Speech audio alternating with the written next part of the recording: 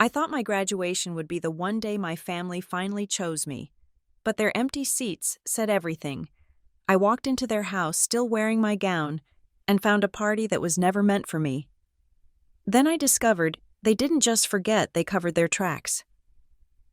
That night, I decided my name would no longer belong to them.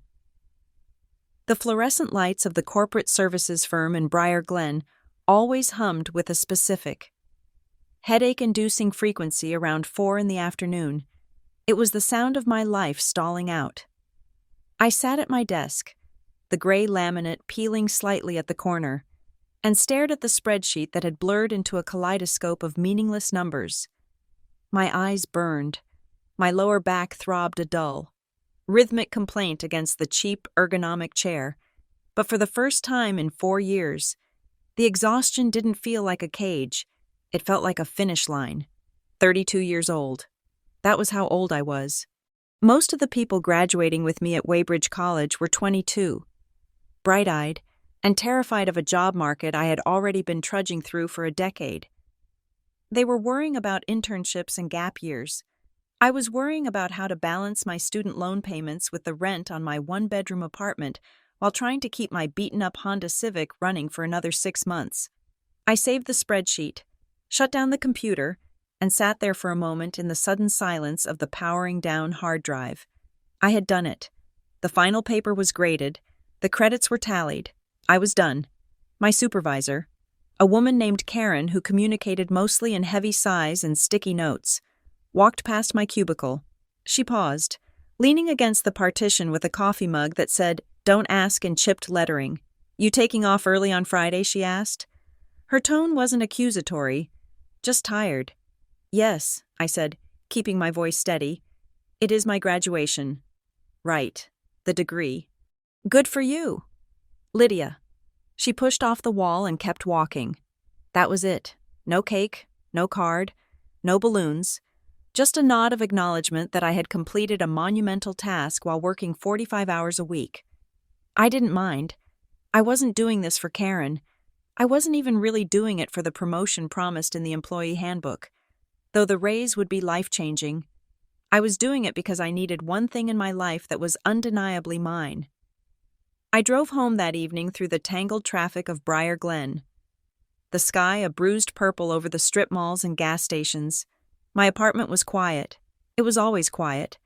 I made myself a piece of toast for dinner because I was too tired to cook, and I sat at my small kitchen table with a stack of heavy, cream-colored envelopes, the invitations. I had bought the nice cardstock. I had paid extra for the gold foil lining. It felt like a ridiculous indulgence, considering I was currently rationing my laundry detergent, but I needed this to be real. I needed it to have weight. I picked up the black pen and began addressing them. Mr. and Mrs. Mark Griffin, Mr. Ryan Griffin, Miss Cassandra Griffin. My hand hesitated over Cassie's name. My little sister, the baby, the one who, at 26, still managed to view the world as a vending machine that occasionally malfunctioned if she didn't get exactly what she wanted. I took a deep breath and wrote her address. Then I reached into the folder I had prepared. Inside were 3 printed maps. I had highlighted the route from my parents' house to the college stadium in neon yellow. I had circled the parking lot in red. On the back of the maps, I had typed out bullet-pointed instructions. Ceremony starts at 10 in the morning. Please arrive by 9:30 to find seating. Gate C is the closest entrance. Do not park in the faculty lot. It seemed excessive. It seemed like the kind of thing a neurotic event planner would do. But I knew my family.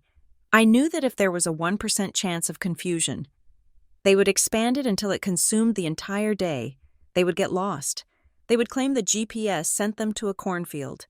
They would arrive 40 minutes late and blame the signage. I folded the maps into the envelopes. I wasn't leaving anything to chance. This wasn't just a ceremony. It was proof. Proof that I wasn't just the logistical support for the Griffin family. Proof that I was a person with her own trajectory.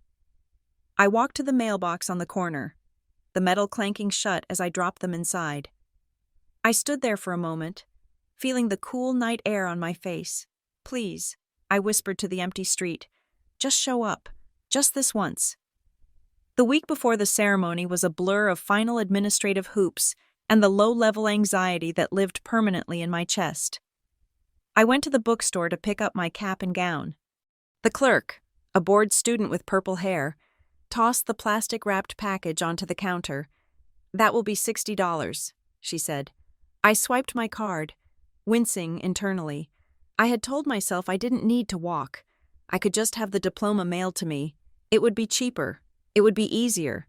But then I thought about the last 10 years, the missed parties, the nights spent studying while my friends went to bars, the weekends spent picking up extra shifts to pay for textbooks. Needing nobody is not the same as wanting nobody. I told myself as I carried the plastic bag to my car. I wanted them to see me. I wanted my father, Mark, to look at me with something other than that distracted glaze he wore when I wasn't helping him fix his Wi-Fi. I wanted my mother, Elaine, to stop asking me when I was going to find a husband and start asking me about my career. My phone rang 2 days before the ceremony. It was my mother. "Lydia," she said. Her voice had that frantic, breathless quality that usually meant she couldn't find her reading glasses. "Hi, Mom. Did you get the invitation?" Yes, we got it. Listen, I have some questions." I sat up straighter in my office chair. Questions were good. Questions meant engagement. Questions meant they were planning. "Okay. Shoot. What time does the actual walking part start? Not the speeches. The walking. The ceremony starts at 10. I said, repeating the bold text on the invitation. "The procession is first, then the speeches, then we walk. It goes alphabetically. Griffin is near the front of the middle section. And where are we sitting? Is there a VIP section? Number Mom. It is general seating. That is why I sent the map. You need to get there early to get good seats." Right. General seating. "And photos. Are we allowed to take photos? Or do we have to buy the professional ones? You can take photos," I said, feeling a warmth spread through my chest. She was thinking about photos. She wanted a picture of me. "Okay, good to know. Just making sure we get it right." She hung up before I could say anything else. I stared at the phone, a small, fragile smile touching my lips. They were coming. They were actually worried about the details. I spent the rest of the afternoon in a haze of cautious optimism. Maybe this was it. Maybe this was the turning point. Maybe, once I had this degree, once I was a professional in their eyes, the dynamic would shift. I wouldn't just be Lydia the reliable, Lydia the backdrop. I would be Lydia the daughter. Graduation morning broke with a sky the color of wet slate. It wasn't raining, but the air held a heavy, damp promise of it. I woke up at 6 a.m, unable to sleep past the churning in my stomach. I showered and spent too long trying to tame my hair into something that wouldn't look chaotic under the mortarboard cap. I put on a white dress I had bought on clearance, smoothing the fabric over my hips. I looked at myself in the mirror. I looked tired. There were shadows under my eyes that concealer couldn't quite hide, but I also looked solid, real. My phone buzzed on the bathroom counter. It was a group text from Cassie. "Can't wait," followed by 3 party popper emojis.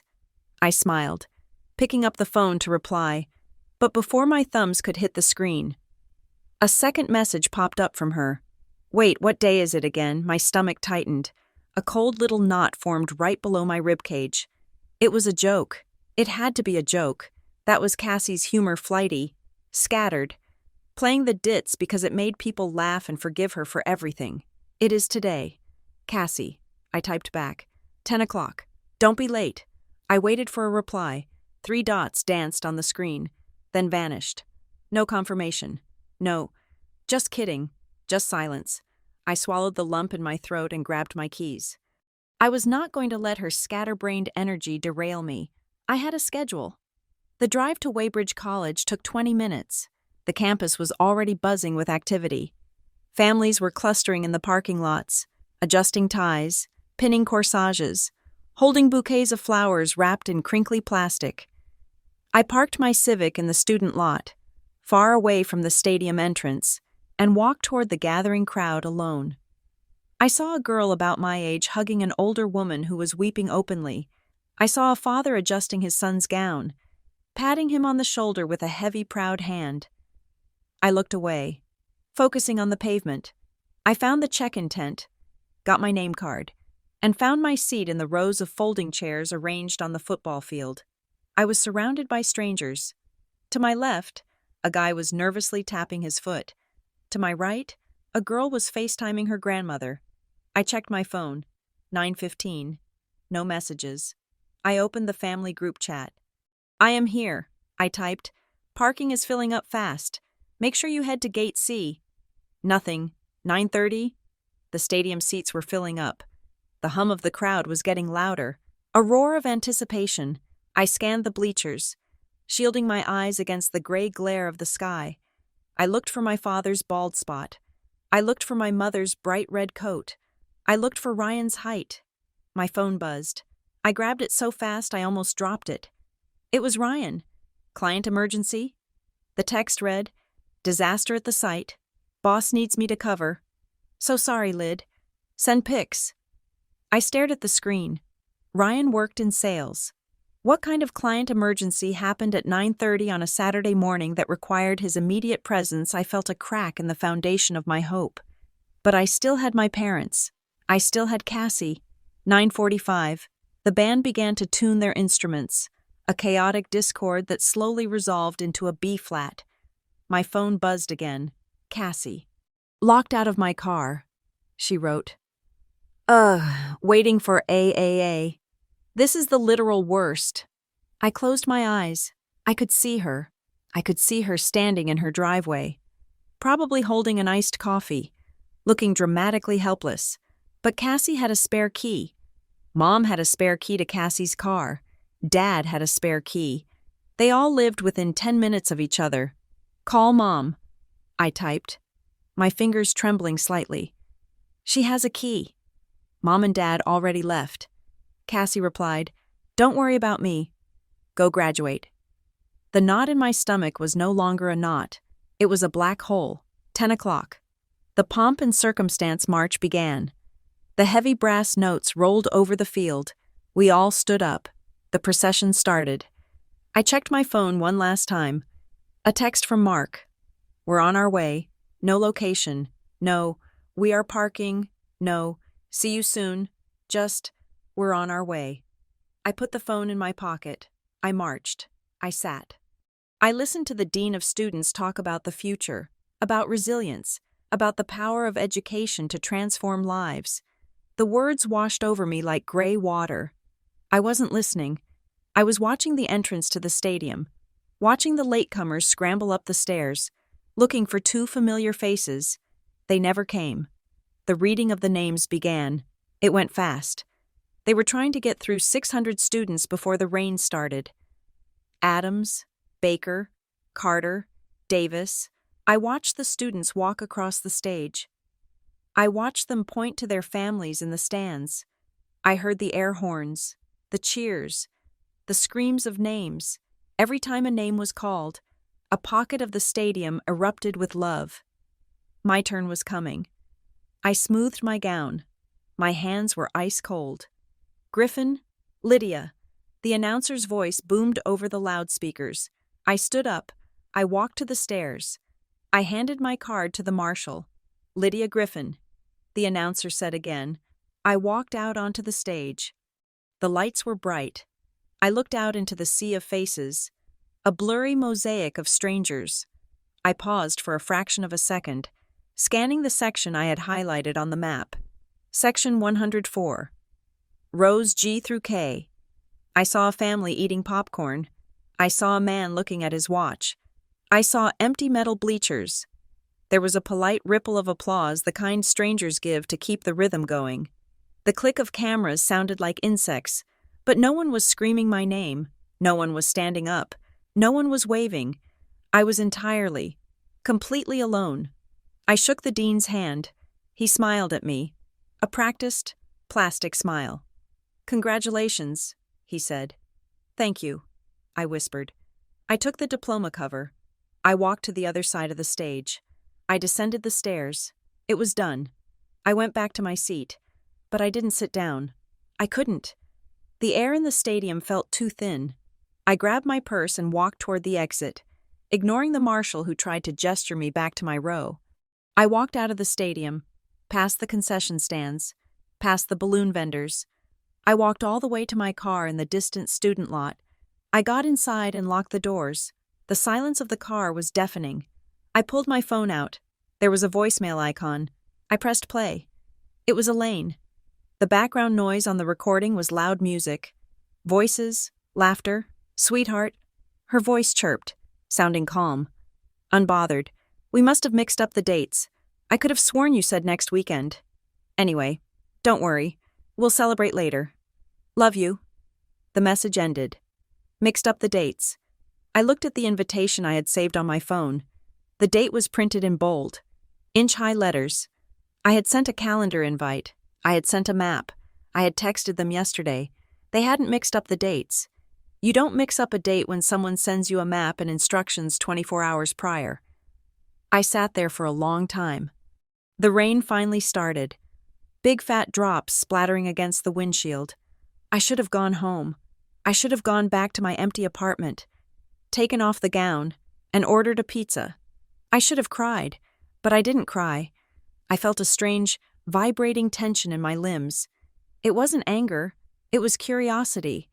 It was a desperate need to see the face of the lie. I started the car. I didn't drive to my apartment. I drove to my parents' house. It was a 15-minute drive. The rain picked up, turning the world into a smear of gray and green. I turned into their subdivision. The houses here were large, comfortable, with manicured lawns and two-car garages. This was the house where I had grown up feeling like a guest in the family narrative. I turned the corner onto their street. I saw the cars first. The driveway was full. There were cars parked along the curb on both sides of the street. I recognized them. There was Aunt Sarah's SUV. There was Cousin Mike's truck. There was Ryan's sedan, the one he had claimed was at a client emergency. There was Cassie's convertible, the one she was supposedly locked out of. I slowed down, my heart hammering against my ribs like a trapped bird. I pulled up across the street, putting the car in park, but leaving the engine running. The garage door was open. There were people standing in the driveway, holding red plastic cups. I could hear music, something upbeat, pop, loud, and then I saw it, strung across the garage door, fluttering slightly in the wind and rain, was a massive vinyl banner. Congrats, Cassie. Below it, in smaller letters, VP of Marketing. I stared at the banner. The letters seemed to dance in front of my eyes. Cassie had gotten a promotion, a job promotion. They were throwing a party with catering, a party with guests, a party that had required planning, invitations, food, drinks. They hadn't forgotten my graduation. You don't accidentally schedule a massive family reunion on the same day your daughter is graduating from college, unless you mean to. They knew. They had known all week. When Elaine asked about the time, she wasn't checking to see when to arrive. She was checking to make sure their party didn't overlap with my potential arrival. When Cassie texted, "What day is it?" she was mocking me. I opened my car door. I didn't take off my cap and gown. The gown was black, heavy, synthetic. It billowed around me as I stepped out into the rain. The mortarboard cap was pinned to my hair. The tassel hit my cheek. I walked across the street. The rain was cold, soaking through the thin fabric of the gown instantly. I stood on the sidewalk at the edge of the driveway. The music was loud. Celebrate good times. Come on. A woman I recognized as a neighbor turned and saw me. Her smile faltered. She nudged the person next to her. Slowly, the chatter in the driveway died down. Heads turned. Eyes widened. I stood there, a dark, drenched figure in full academic regalia, standing at the edge of a celebration that wasn't mine. I looked at the banner. Congrats, Cassie. I looked at the cars. I looked at the house where I had spent 18 years trying to be good enough, trying to be helpful enough, trying to earn a space that was never really available. I waited for the rage. I waited for the screaming, the sobbing, the hysterical demand for an explanation, but it didn't come. Instead, I felt a click. It was a physical sensation, like a bone snapping back into place, or a lock tumbling open. It was sharp, sudden, and absolute. The hope died. The little girl inside me who kept mailing maps and sending reminders and begging for attention just ceased to exist. They hadn't forgotten. They hadn't mixed up the dates. They had made a choice. They had looked at my achievement, my years of struggle, my night classes, my exhaustion, and they had decided it was inconvenient. They had decided it threatened the family hierarchy where Cassie was the star and I was the stagehand. So they didn't just ignore it, they erased it. They replaced it. They redirected the spotlight so completely that my graduation didn't just go unattended, it ceased to matter. I looked at the open garage, at the people staring at me with their drinks halfway to their mouths. I didn't say a word. I didn't step onto the driveway. I just stood there, letting the rain ruin the $60 gown, feeling the cleanest, coldest clarity I had ever known wash over me. I was finally free, not because they let me go, but because I finally saw the chains, and I knew, with a certainty that chilled me more than the rain, that I was never going to ask them for anything ever again. The walk up the driveway felt less like an arrival and more like a violation of physics. I was a dark, dripping anomaly moving through a world of bright colors and easy laughter. The rain had plastered the cheap black fabric of the gown to my skin, and the mortarboard cap was beginning to dissolve, the cardboard insert wilting against my wet hair. I looked like a crow that had drowned, dragging itself onto a shore where everyone else was a peacock. I stepped into the garage. The air smelled of barbecue smoke, expensive perfume, and the sharp tang of craft beer.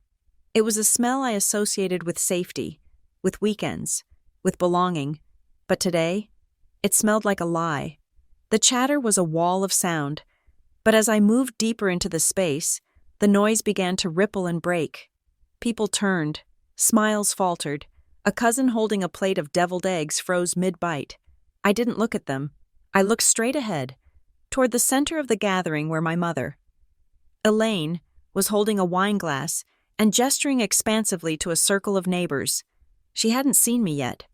She was in her element, wearing a floral dress that cost more than my entire semester's textbook budget. Her face flushed with the specific radiance of a woman who controls the narrative. "Oh, you know how these things are," I heard her say, her voice carrying that practiced, melodic lilt she used for company. "Lydia is finishing up her coursework. The ceremony is actually next month. We are so proud." Of course, but today is really about Cassie's big news. The words hit me with physical force. Next month? It wasn't a misunderstanding. It wasn't a mix-up. It was a rewrite. She was editing reality in real time, smoothing over the jagged edge of my absence with a convenient fiction. A neighbor, Mrs. Gable, nodded sympathetically. "That makes sense," she said. "I thought it was early for graduation. Good for Cassie. Though, such a go-getter." My mother took a sip of wine, her eyes closing briefly in satisfaction. "Yes," she sighed. "We are very blessed." I stepped fully into the light. "Actually," I said, my voice sounding rusty, like a door that hadn't been opened in years. "It was today." The circle fractured. Elaine turned, the wine glass wobbling in her hand. Her eyes widened, not with guilt, but with a flash of annoyance, the look a director gives an actor who has walked onto the stage in the wrong scene. "Lydia," she breathed, the name coming out as a reprimand. I stood there, water dripping from the hem of my gown onto the polished concrete floor. I saw the guests looking from me to her, trying to reconcile the wet, grim reality of the graduate standing before them with the pleasant story they had just been fed. "You said next month?" Mrs. Gable said, looking confused. Elaine recovered instantly. She set her glass down and rushed toward me, her arms open, her face arranging itself into a mask of maternal concern. "Oh, honey, look at you. You are soaked."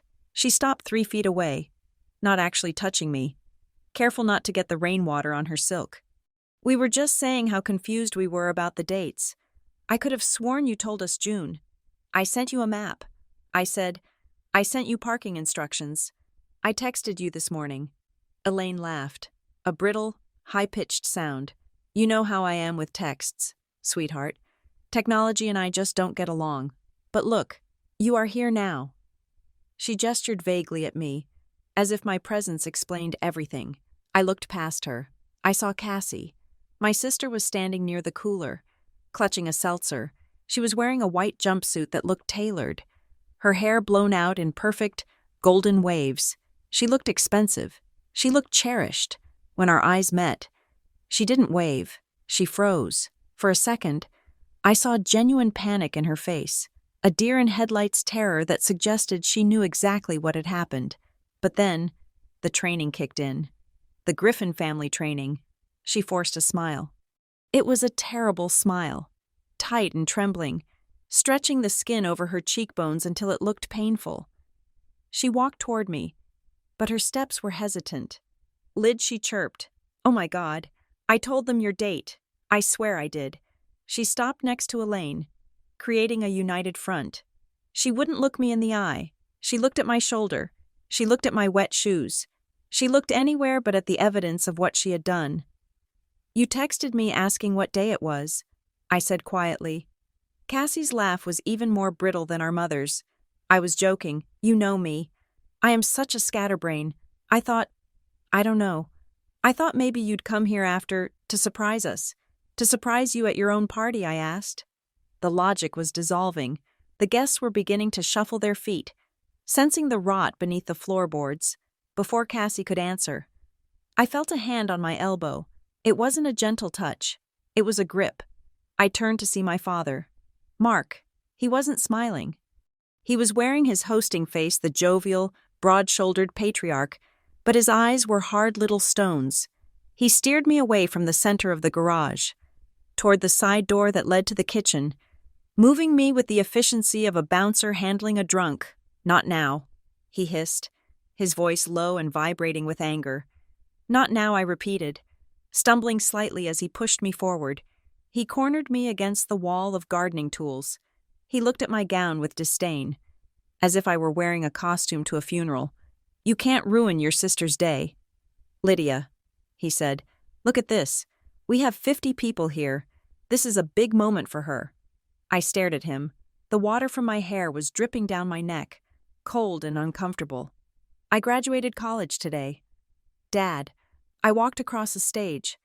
I was the first person in this family to do it in 10 years. And you are telling me I am ruining her day." His jaw tightened. He looked around to make sure no one was listening. "We made a mistake with the calendar," he said, his tone flat, final. "It happens. We are human. But showing up like this, looking like a drowned rat, making a scene, it is selfish. Lydia, it is purely selfish." The word landed like a verdict. Selfish.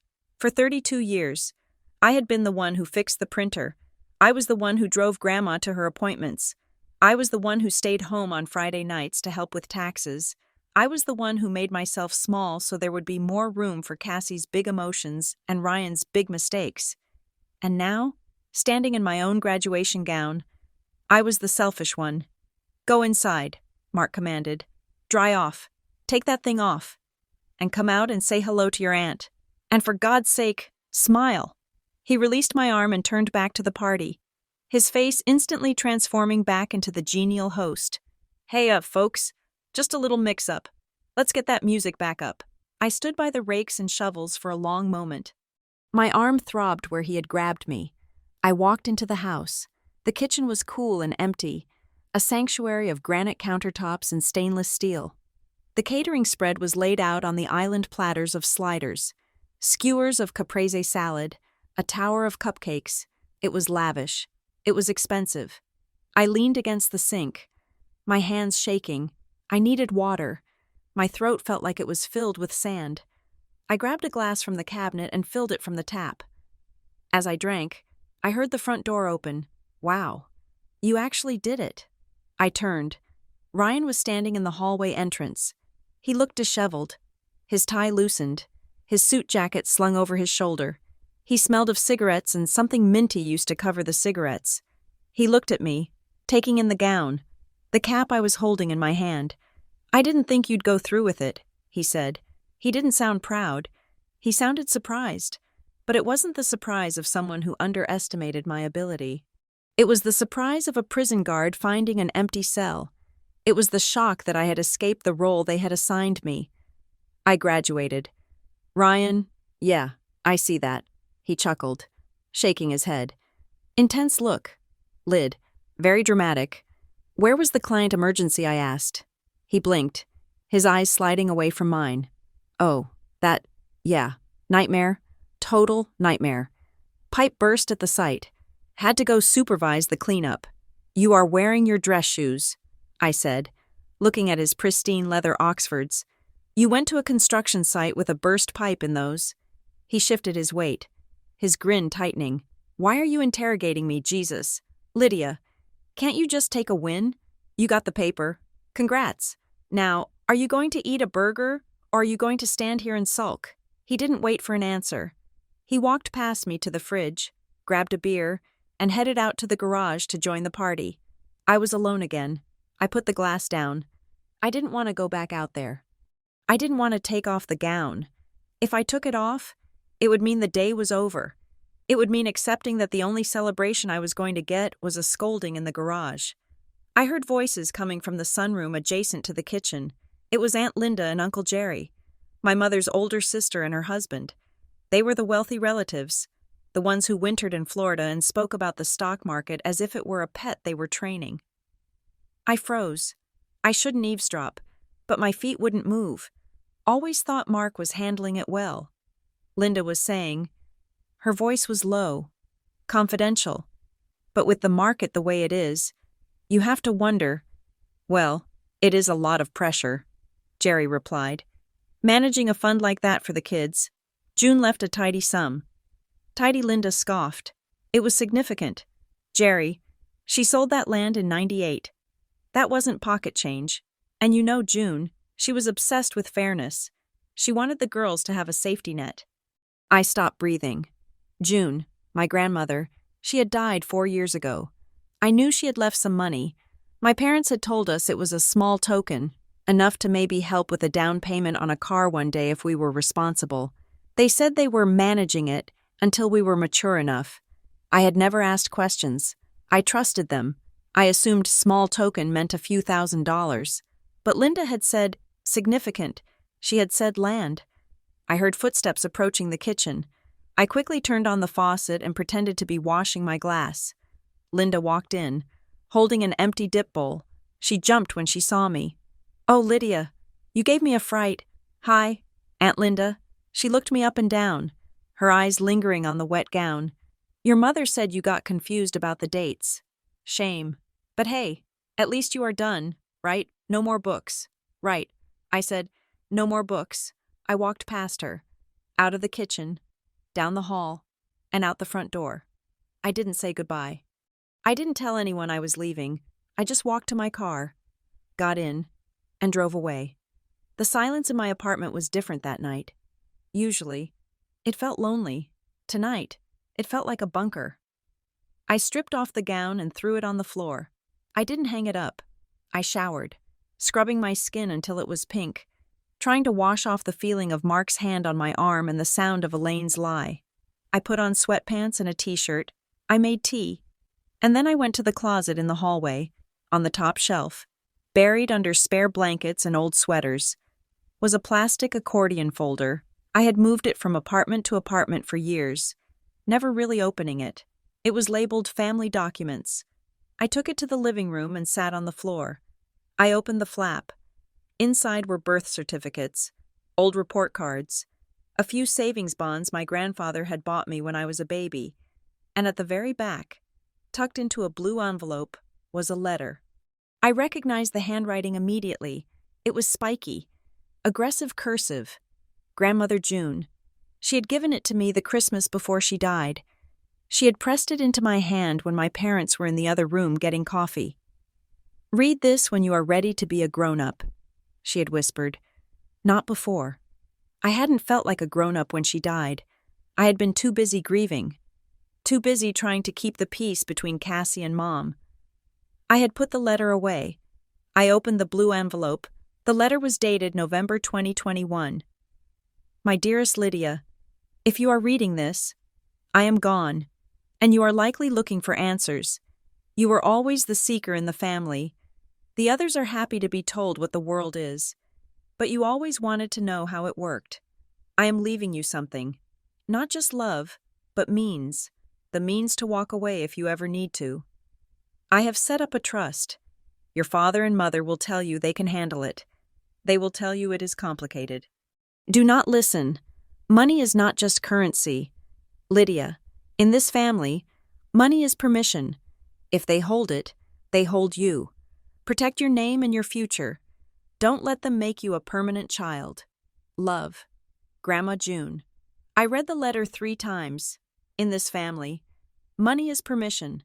I thought about the night classes.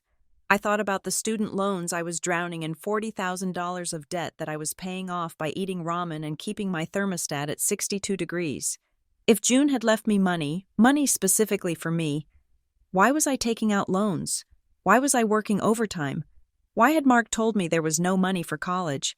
I slept fitfully that night, dreaming of drowning in a pool while my family sat in deck chairs, telling me I was swimming incorrectly. On Monday morning, I called out of work. I told Karen I had a migraine. It wasn't a lie. My head was pounding with a rhythm that matched my heart. I drove to the county clerk's office. It was a drab government building with linoleum floors and the smell of old paper. I took a number and waited. When my number was called, I walked to the window. The clerk was a woman with kind eyes and glasses on a chain. "Hi," I said. "I would like to request a copy of the probate records for June Griffin. She died in 2022. The clerk typed into her computer. Griffin. June. Okay, let me look. She frowned at the screen. She clicked the mouse a few times. That is odd, she said. What is it? The file is here, she said, but it is sealed. Sealed. Why would it be sealed? She squinted at the monitor. It looks like it was entered under a private administration arrangement. There is a note here. Refer all inquiries to Harrow and Weller Fiduciary. Harrow and Weller. The name sounded heavy. It sounded like mahogany desks and silence. Can you tell me who requested the seal, I asked? The clerk shook her head. I can't access the details. That is the point of the seal. You have to contact the fiduciary. She wrote the name and a phone number on a sticky note and slid it under the glass. I walked back to my car, the sticky note burning a hole in my pocket. Harrow and Weller. It wasn't a local firm.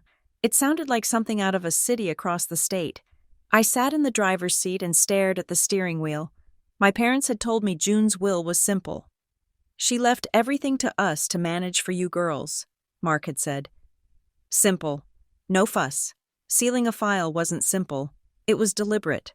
My phone rang. The screen said Mom. I stared at it. For the first time in my life. I didn't feel the urge to answer immediately. I didn't feel the panic that I might be disappointing her. I let it ring 4 times, then 5. I answered on the last ring before voicemail. Hello, Lydia. Oh, thank goodness. I was worried you were still upset. Her voice was bright, breezy, completely erasing the tension of Saturday. It was the Monday morning reset. It was how she operated. Saturday never happened. We were back to normal. I am at work. I lied. Oh, you poor thing. Listen, Dad and I feel terrible about the mix-up on Saturday. We want to make it up to you. We want to take you to dinner. That Italian place you like. Just the 3 of us. A redo dinner. A redo dinner. As if you could redo a graduation. As if you could reheat a soufflé that had collapsed. I am busy this week. I said, oh. She paused. The brightness dimmed slightly. Well, you have to eat. Lydia, don't be stubborn. People were asking about you all day yesterday. They were asking why you weren't there to help Cassie clean up. It looked bad. You know, storming off like that. The slip was so casual I almost missed it. People were asking why you weren't there. Wait, I said. I thought you told everyone my graduation was next month. Why would they ask why I wasn't there if they thought I was busy with school? There was a silence on the other end. A thick, static silence. Well, I just meant generally. Elaine stammered. They missed you. That is all. You told them I was busy. I said, my voice flat. You told them the date was wrong. So the party wasn't just a celebration for Cassie, was it? It was an alibi. You needed a reason for everyone to be there so no one would wonder why you weren't at my ceremony. Lydia, you are being paranoid. Am I?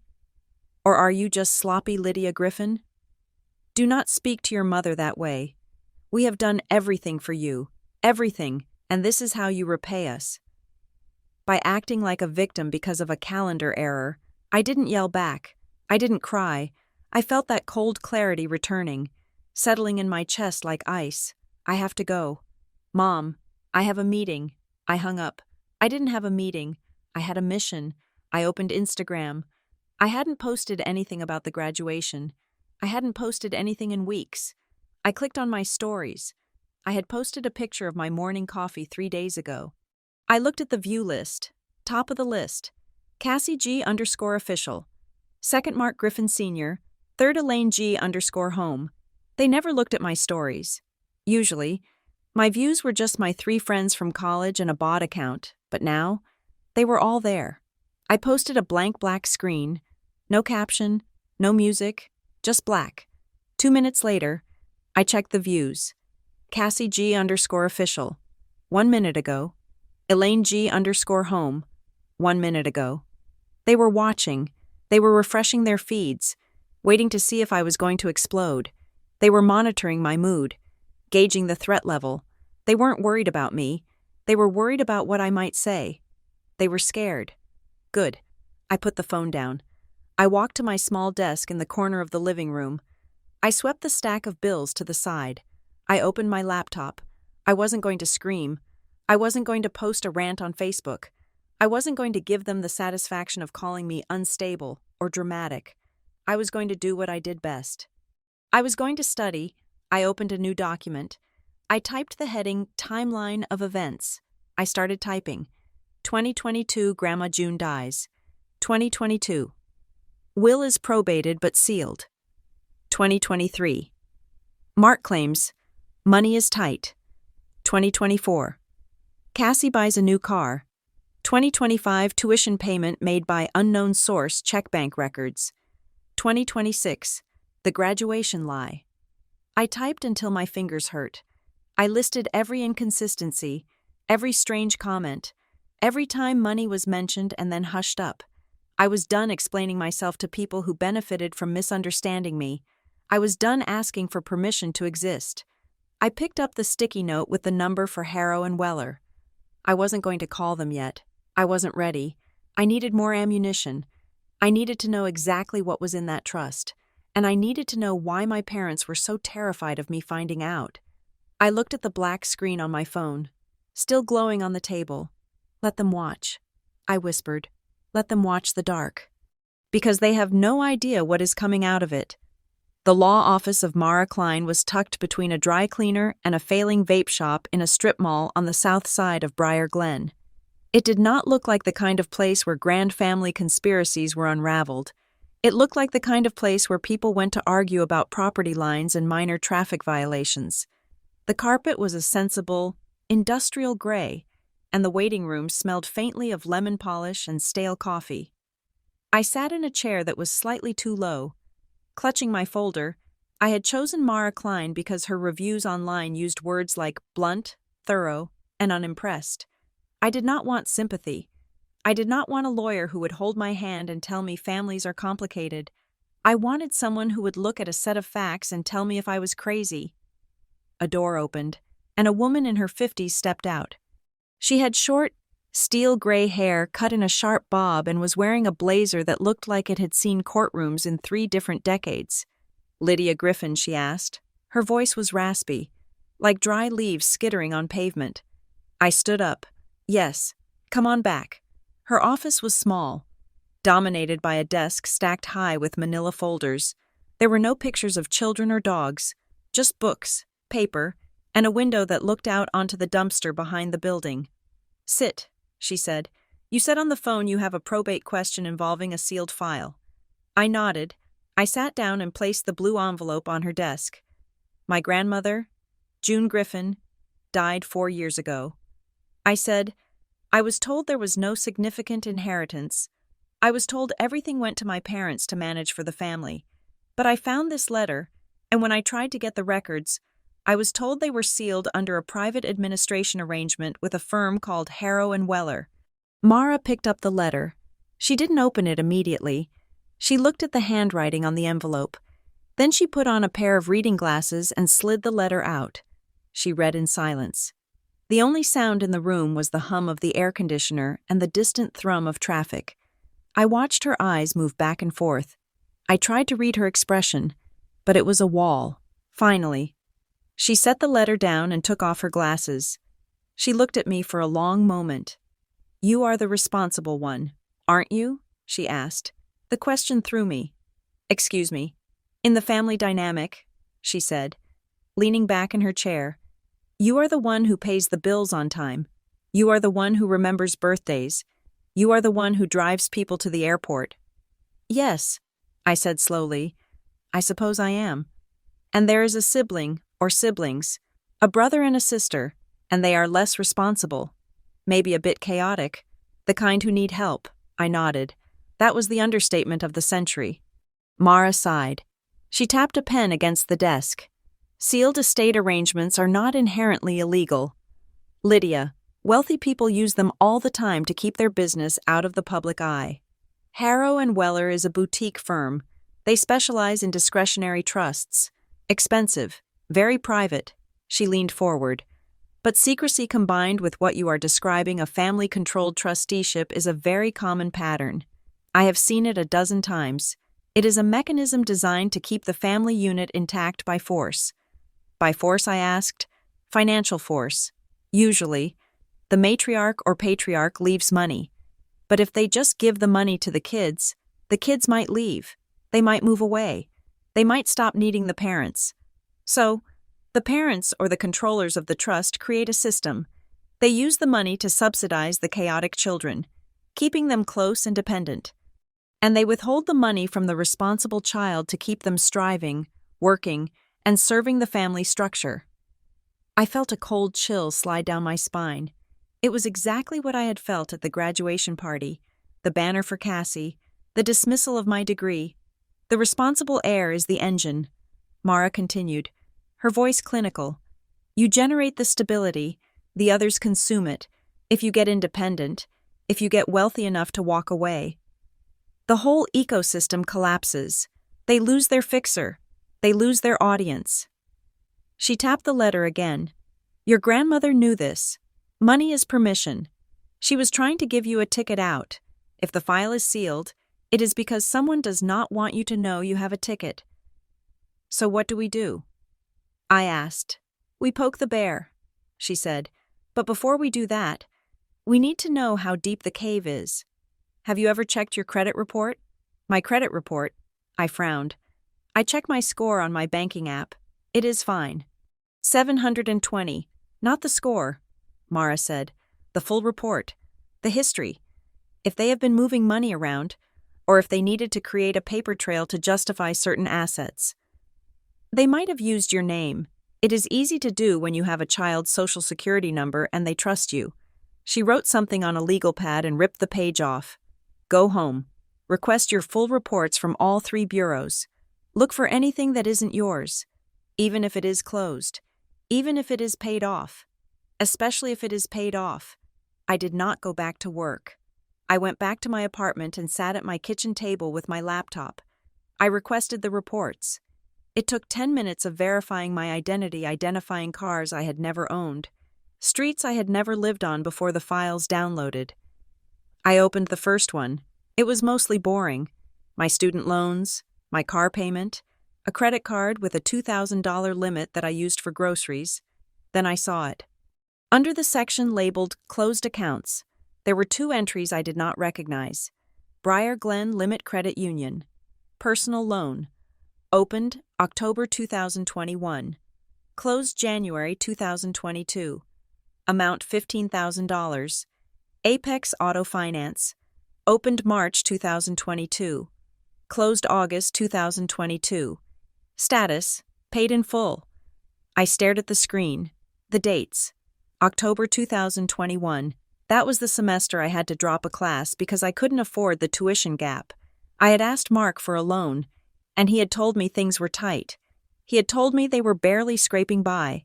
Yet, in that same month, a $15,000 personal loan was taken out in my name, and it was paid off 3 months later. And the auto finance. March 2022. That was 2 months after Grandma June died. Cassie had gotten her new car in April, a white convertible.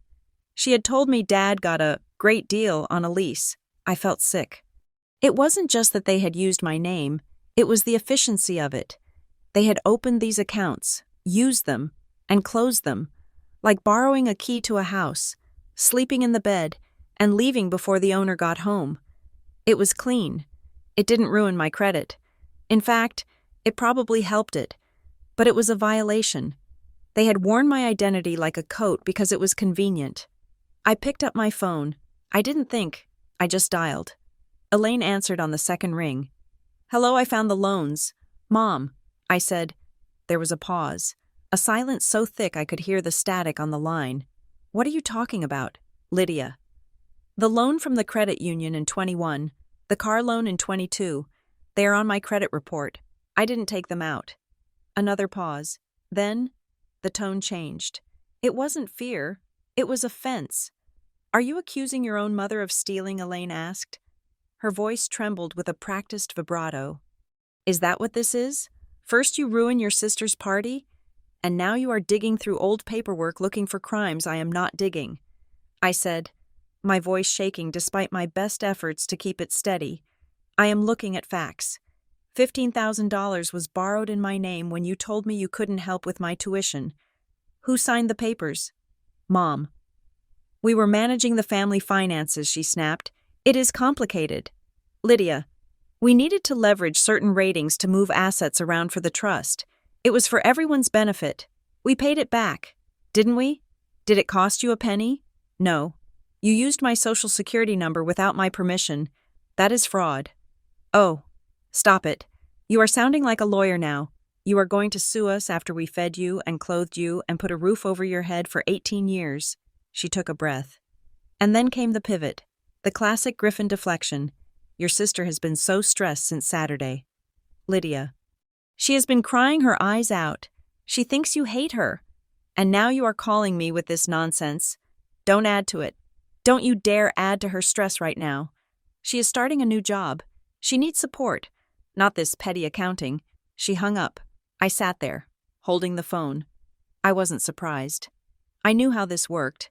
If you caught them with their hand in the cookie jar, they would scream that you were starving them. But Mara was right. They had used me. I was a resource.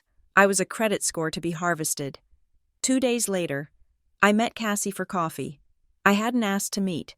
She had texted me, "We need to talk. Please." I agreed because I wanted to look her in the eye. I wanted to see if the sister I had shared a room with for 10 years was still in there. Or if she had been completely consumed by the family cult. She chose a trendy cafe downtown, the kind with exposed brick and $6 lattes. I arrived 5 minutes early. Cassie arrived 10 minutes late. She was overdressed for a Tuesday morning coffee. She was wearing a silk blouse and heavy makeup, her hair perfectly curled. She looked jittery.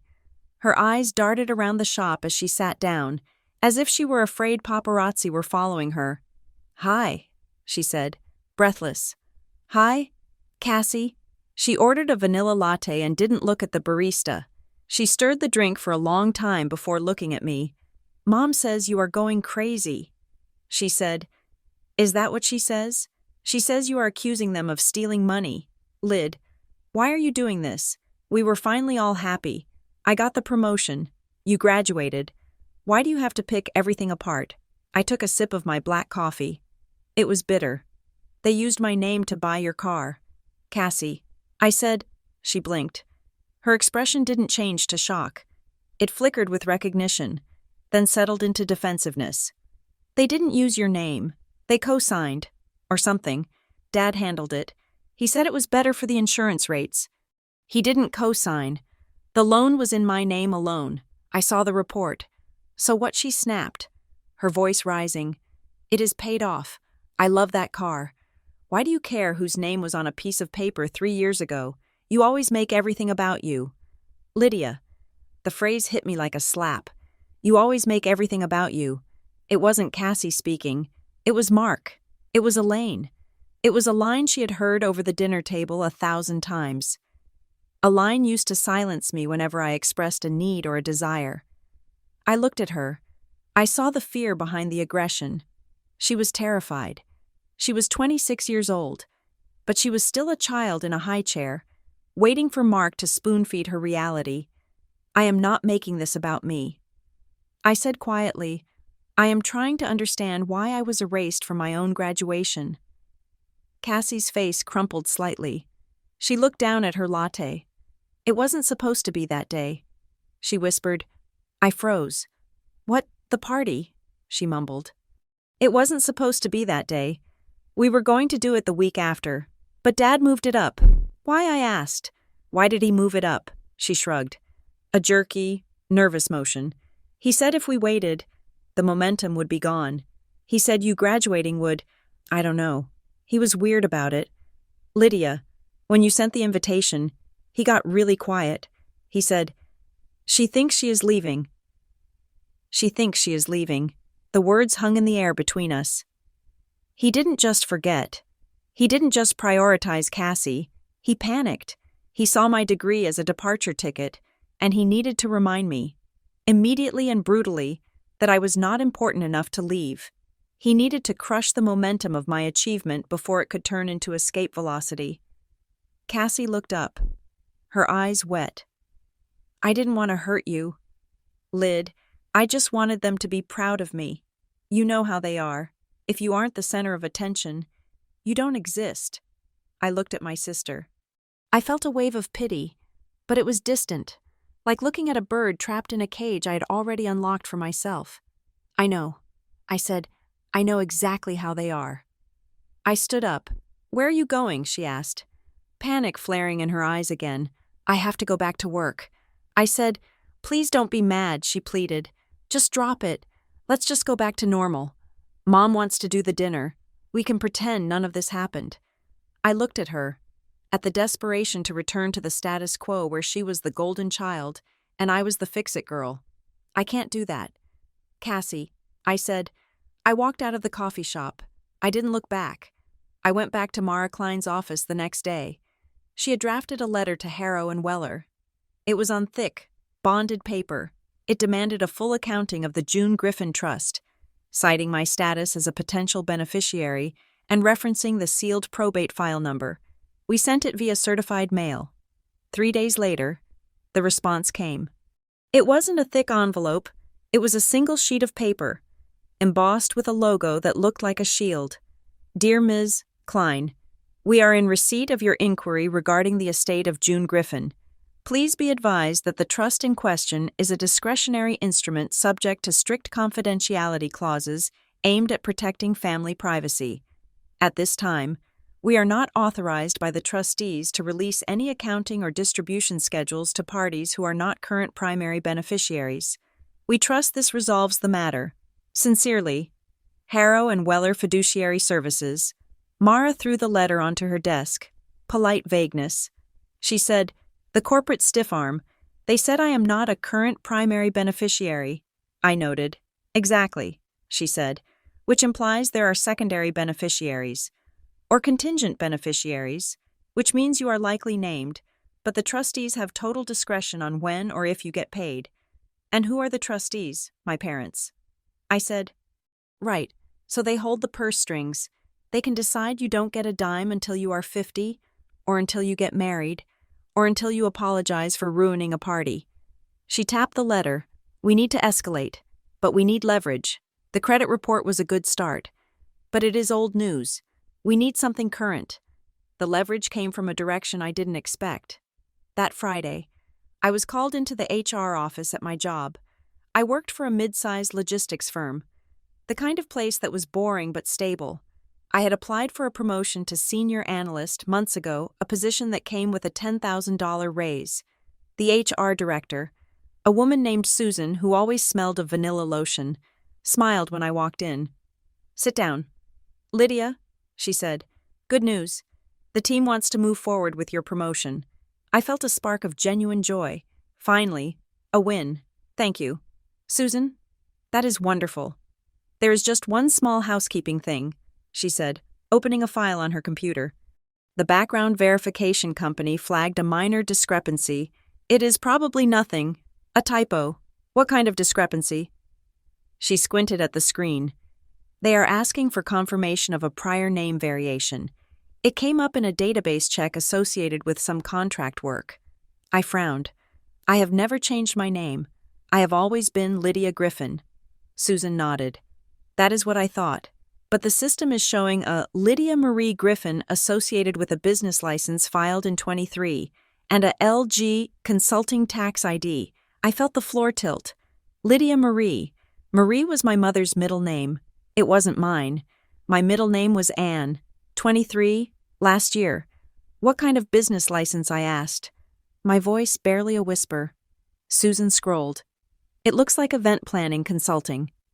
It is vague, but the address linked to it is, let me see, 14 Oakwood Drive. My blood turned to ice. 14 Oakwood Drive was my parents' house. They hadn't just used my credit history. They had created a business in a variation of my name. They had created a paper shadow of me. I don't know what that is. I said to Susan, that isn't me. Susan looked concerned. Okay, well, that is tricky. If there is a business entity linked to your social security number that you didn't declare, it could be a conflict of interest or a tax liability. You might want to get that cleared up before we finalize the offer. We can't have any compliance red flags for a senior analyst role. I walked out of the office in a daze. They were doing business in my name. LG. Consulting. Was that where the trust money was going? Were they funneling June's money into a fake company to hide it? Using my identity as the shell. It wasn't just control anymore. It was criminal. I didn't go back to my desk. I grabbed my purse. I walked to the parking lot. I drove to Oakwood Drive. I didn't call. I didn't text. I just drove. It was 3 p.m. My mother would be at her Pilates class. Cassie would be at her new job. Mark would be home. He worked from home on Fridays. I pulled into the driveway. The garage door was open. I heard the sound before I saw him. It was a mechanical grinding noise. Whir, chunk, whir, chunk. I walked up the driveway. Mark was standing by a heavy-duty shredder set up on a workbench. There were stacks of paper next to him, old file boxes. He was feeding documents into the machine. He was working fast, his movements jerky and frantic. He shoved a handful of papers into the slot. The machine groaned and chewed them into confetti. He reached for another stack. I saw the logo on the top page. Harrow and Weller. Dad. I said. He jumped. He spun around, dropping the papers. Lydia. He looked at me. His face was flushed. Beads of sweat stood out on his forehead. For a second, he looked terrified. Then, the mask slammed down. He stepped in front of the workbench, blocking the shredder and the stack of papers with his body. He smiled. It was a terrible, wide, plastic smile that didn't reach his eyes. What are you doing here? He asked, his voice too loud. You should be at work. What are you shredding? I asked, taking a step forward. Just junk mail, old tax stuff, cleaning out the garage. You know how your mother hates the clutter. I saw the Harrow and Weller logo. I saw it before you dropped it. His smile twitched. You are imagining things. Lydia, you are tired. You look tired. I know about LG. Consulting. I said, I know you used a fake name to open a business at this address. My job found it. Mark's face went pale. The smile vanished. He took a step toward me, blocking the doorway to the house, blocking the workbench. He made himself big, wide, a wall. You are confused, he said. His voice dropped to that low, menacing register he used when he wanted to end a conversation. You don't know what you're talking about. I know you are destroying evidence. I said, wrong time. Lydia, he said. He cut me off. He moved forward, forcing me to step back or be chest bumped. This is the wrong time. Go home. We will talk about this when you are calm. He wasn't acting like a father. He was acting like a man who had been caught. He was acting like a criminal. I looked at the shredder behind him. still humming. I could try to push past him. I could grab the papers, but he was bigger than me. And if I fought him physically, he would turn it around. He would tell everyone I attacked him. He would say I was unstable. I stepped back. I looked him in the eye. "You can shred the paper." "Dad," I said, "but you can't shred the digital trail." I turned around and walked down the driveway. "Lydia," he shouted after me, "don't you walk away from me. Lydia." I got into my car. I locked the doors. I backed out. I drove to a park near the river. I sat on a bench and watched the water move, brown and slow, for years. I had wanted an apology. I had wanted them to admit that they relied on me, that they took advantage of me. I had wanted them to say thank you, but as I watched the water, I realized that desire was dead. I didn't want an apology. An apology was just words. An apology was a way to reset the cycle so they could use me again. I wanted out. I wanted to be so separate from them that they couldn't touch me. I wanted a life where my name was mine, where my credit was mine, where my achievements were mine. I took out my phone. I opened my banking app. I transferred every cent I had, $3,000, into the new account I had opened at a different bank the day before. Then I called Mara Klein. "Get the paperwork ready." I said, "I want to file for a legal name change, and I want to sue them." Mara didn't ask if I was sure. "I will see you Monday," she said. I hung up. The sun was setting, casting long shadows across the grass. I felt small, but I also felt dangerous. They had spent years building a house of cards on my back.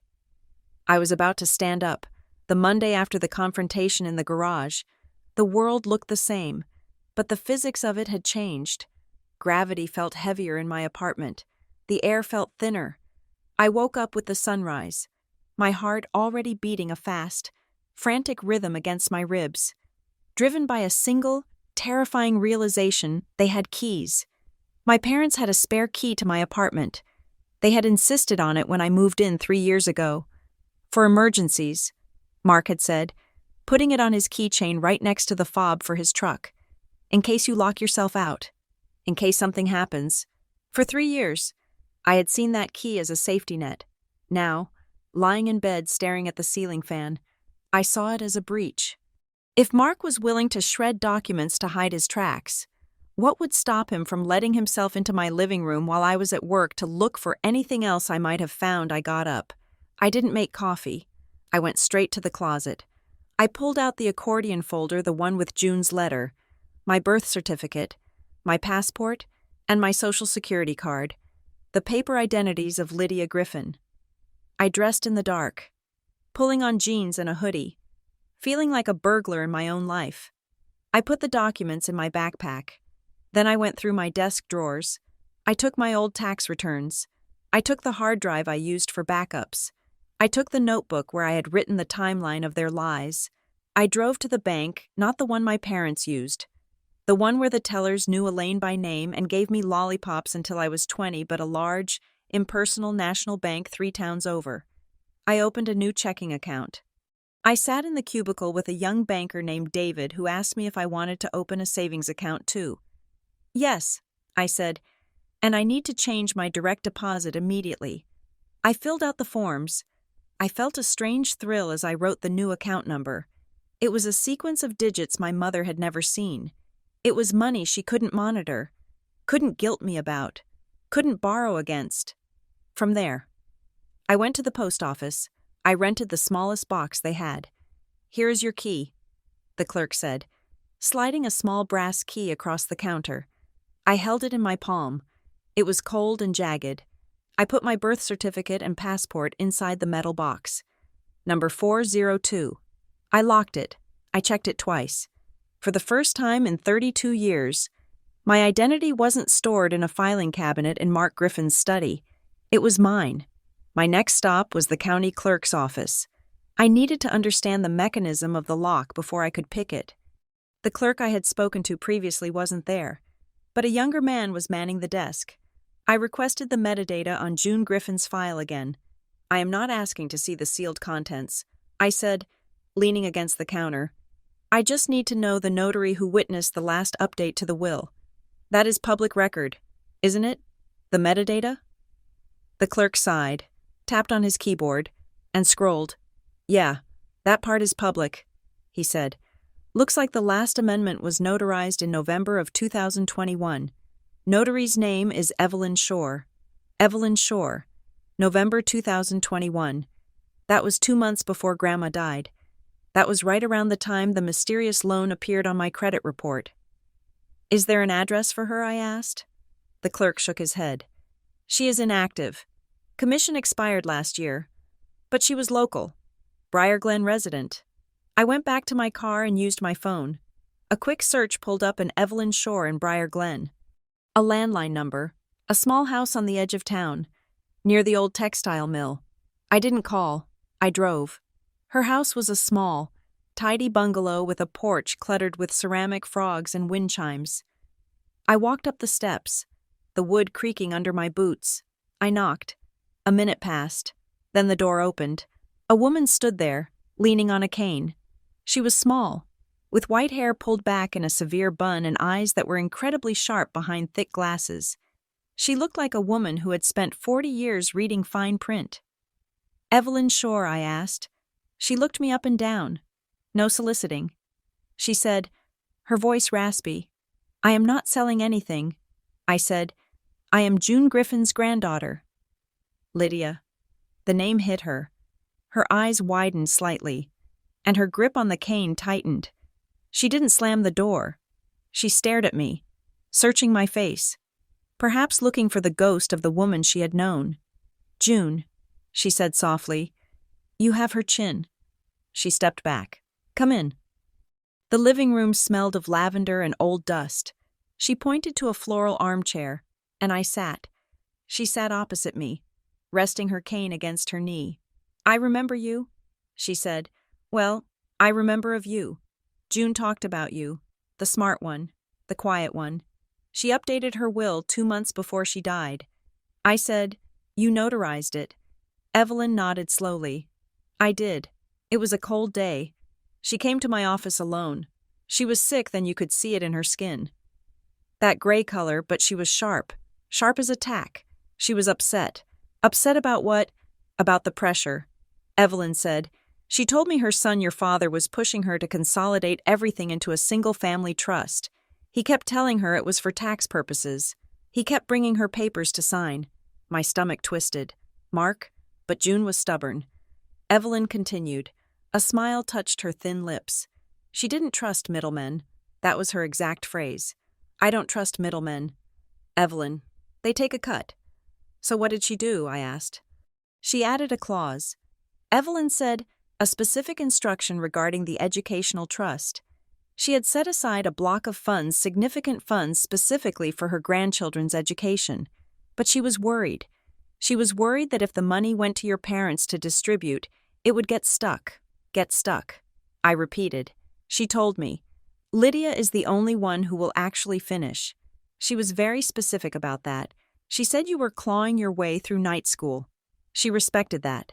Evelyn leaned forward, her voice dropping to a whisper. She wrote it so that the trust would trigger upon proof of graduation, not upon your parents' discretion, upon the event itself. If you obtained a bachelor's degree, the principle of that specific subtrust was to transfer directly to you, to your name. No parents, no trustees, just you. The room went silent. The wind chimes outside tinkled softly. I felt the blood drain from my face. It wasn't just a party. The graduation wasn't just a sentimental milestone they had overlooked because they preferred Cassie. It was a legal trigger. If I graduated, the money became mine, directly mine. But if they could pretend I hadn't graduated, or if they could keep me from finding out that the graduation mattered, they could keep control of the funds. That was why Mark had panicked. That was why Elaine had lied to the guests. Lydia's graduation is next month. They were buying time. They were trying to delay the clock, or maybe, by keeping me in the dark. They hoped I would never file the paperwork with Harrow and Weller to claim it. Did she say how much I asked? My voice barely audible. Evelyn shook her head. I didn't see the assets list. I just notarized the signature on the amendment. But June was a wealthy woman. Lydia. She sold 50 acres of prime development land in the 90s. She wasn't dealing in pocket change. She looked at me with pity. They didn't tell you, did they? No? I said. They told me there was no money. They told me I had to take out loans. Evelyn sighed. A heavy, tragic sound. Greed is a terrible thing. Honey, but family greed is the worst.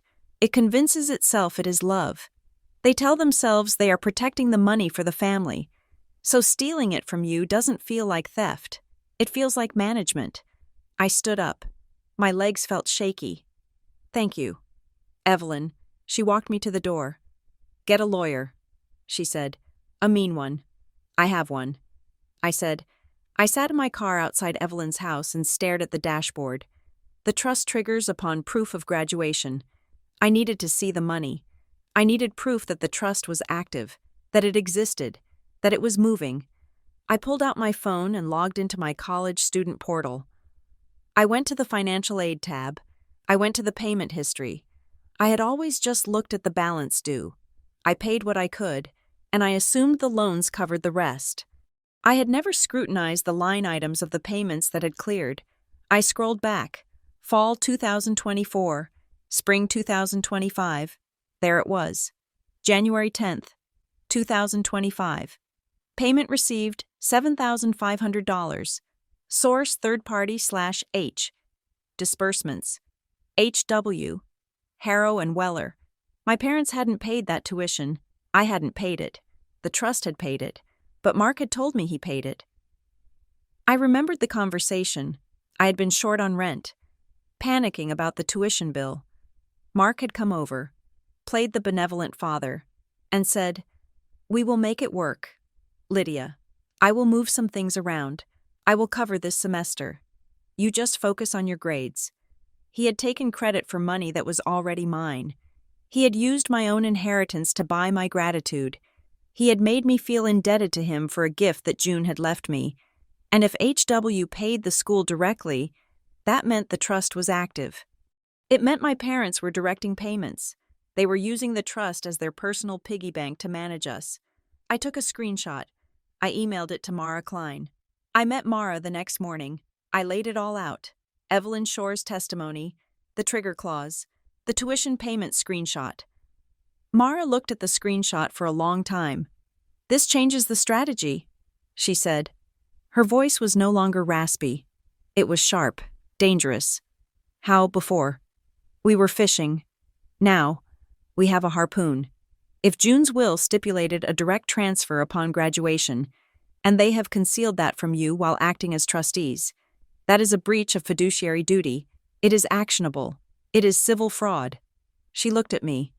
But Lydia, you need to understand what happens if we pull this trigger. Tell me. I said, if we file a petition to compel the distribution based on the graduation clause, we are effectively accusing them of embezzlement. If they have spent that principal, if they used your money to buy Cassie's car, or renovate their kitchen, or fund this LG consulting business, they can't just pay it back. They might go to jail, or they will be bankrupt. I stared at the wall. Mark in the garage, shredding papers, Cassie in the coffee shop. Terrified and jittery, they used my identity. I said, "They opened a business in my name without telling me. That increases the risk for you." Mara warned, "If they have been running dirty money through a company linked to your social security number, and the IRS investigates, you are in the blast radius. You need to prove you had no knowledge of it. How do I do that?" "We file a police report," she said, "for identity theft, against your parents." The room went silent. A police report. That was the nuclear option. That wasn't a lawsuit. That was handcuffs. "I don't know if I can do that," I whispered. Mara nodded. "I understand. It is a big step. But listen to me. If you confront them without that safeguard, they will attack you. They will try to discredit you. They will call your employer. They will tell everyone you are unstable. They will use the fact that the business is in your name to claim you were the one running it. They would do that. They erased your graduation. Lydia, they shredded evidence. People who are cornered do desperate things. You need to protect yourself." I left her office without signing the police report affidavit. I needed to think. I needed to breathe. My phone buzzed as I walked to my car. It was a text from Ryan. Mom says you are ignoring her calls. She is planning a family summit for Sunday. She says you need to come so we can talk things out and heal. I looked at the words. Heal. It was such a weaponized word in our family. Healing meant submission. Healing meant I apologized for being upset, and they forgave me for noticing they had hurt me. I typed a response. I am not coming. Ryan. I am not talking to them until I have seen the trust documents. I hit send. The response was immediate. The 3 dots appeared and danced for a long time. Then Dad is freaking out. He is pacing the kitchen. He says you are ungrateful. He says you are going to ruin everything. And then, a second message. Please don't do this. Lid, whatever you found, just let it go. If you push him, he is going to blow up. You know how he gets. I stared at the screen. You know how he gets. I did know.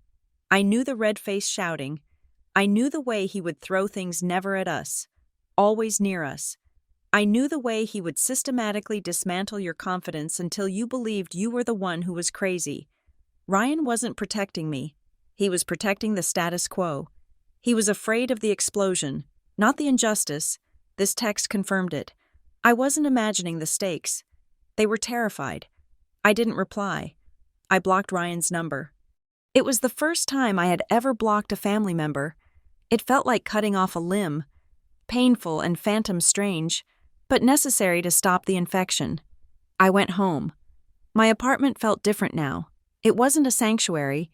It was a staging ground. I couldn't just leave. I had a lease. I had furniture. If I just disappeared, they would call the police. They would file a missing person report. They would drag me back under the guise of concern. I needed to exit in a way that was undeniable, deliberate. I started packing. I didn't pack the clothes. Clothes were obvious. If Mark used his key and saw an empty closet, he would know. I started with the books. I had hundreds of books, textbooks, novels, old journals. I packed them into small, heavy boxes. I taped them shut and stacked them in the back of the walk-in closet, behind the hanging coats, then the kitchenware, the stand mixer I never used, the extra plates, the holiday mugs. I packed them at night, with the blinds drawn, listening to a podcast to drown out the silence. I was methodically hollowing out my life, leaving only the shell visible. Every box I taped shut felt like a brick being removed from the wall they had built around me. 2 days later, on a Thursday, I took a half-day off work. I didn't tell anyone where I was going. I drove to the courthouse in the next county over. The building was old, made of gray stone that looked like it had survived a century of storms. I went to the family court division. I would like to file a petition for a change of name. I told the clerk. She handed me a clipboard. I filled out the forms. Current legal name, Lydia Marie Griffin. Reason for change. Personal preference, severing family ties. Proposed new name. I hesitated. The pen hovered over the line. I had thought about this for nights. I had thought about keeping Griffin. But Griffin was the name on the fake business. Griffin was the name on the loans. Griffin was the name of the girl who sat in the garage in a wet graduation gown while her family celebrated her sister. I needed a name that had no history, a name that owed nothing to anyone. Hale. I had found it in a book of Old English surnames. It meant healthy or whole. It also meant to haul or to pull. I liked that. I was hauling myself out of the wreckage. I was making myself whole. I wrote it down. Lydia Hale. I handed the clipboard back. I paid the filing fee, $150, cash. It will take about 4 weeks for the court order to be signed. The clerk said, "You will need to publish a notice in the newspaper." I nodded. I can do that. I walked out of the courthouse. The sun was blindingly bright. I walked to my car, got in, and shut the door. The silence inside the car was absolute. I looked at the receipt in my hand. In repetition of Lydia Hale. It was real. I had done it. I put my hands on the steering wheel. I took a breath, and then I started to cry. It wasn't the polite, silent crying I had done in the bathroom at work. It was a guttural, heaving sob that tore out of my chest. I cried for the little girl who had tried so hard to be good. I cried for the teenager who had thought that if she just achieved enough, they would love her. I cried for the woman who had mailed maps and parking instructions to people who didn't care if she existed. I cried until my throat burned, but as the tears stopped and I wiped my face with the rough sleeve of my hoodie, I realized something. I wasn't crying because I was sad. I wasn't crying because I was lonely. I was crying because of the relief. It was a physical sensation, like setting down a backpack I had been carrying for 30 years. The weight of their expectations, their manipulations, their constant, subtle cruelty. It was gone. I was no longer Lydia Griffin, the daughter who wasn't enough. I was Lydia Hale. And Lydia Hale didn't need their permission. I started the car. I checked my mirrors. I saw my own eyes reflected in the rearview mirror. They looked red, puffy, and tired, but they also looked sharp. June would have liked them. I put the car in drive and pulled out of the lot. I had 4 weeks until the name was legal. I had 4 weeks to finish packing.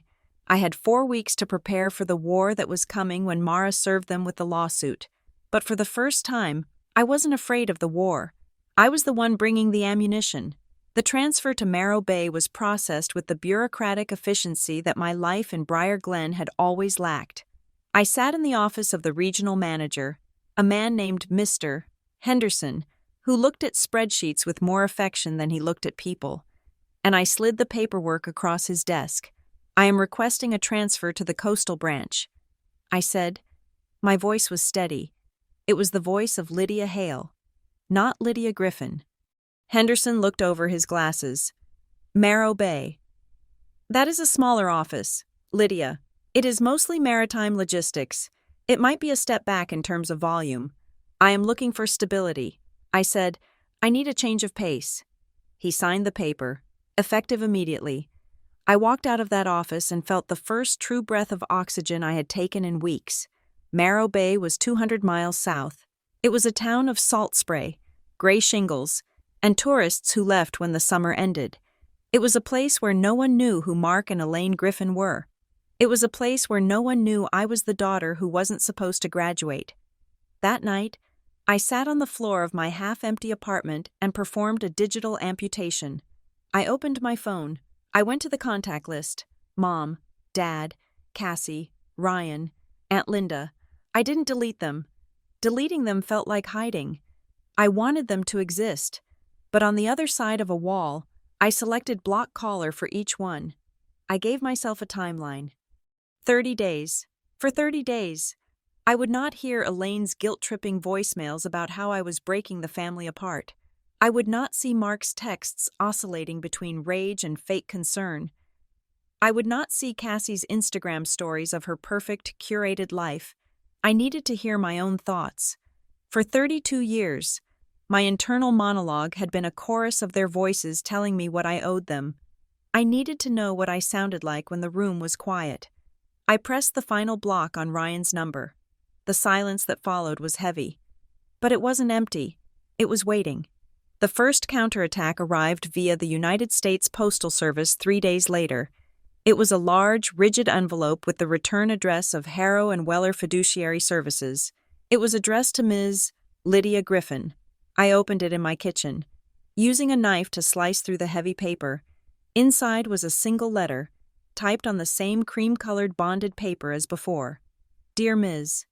Griffin, regarding your request for a full accounting of the June Griffin Education Trust and related assets, please be advised that the trustees have formally lodged an objection to the release of these records. The objection cites potential breach of family privacy and concern regarding the mental capacity and stability of the requester. Consequently, the release of documents is paused pending an internal review or a court order.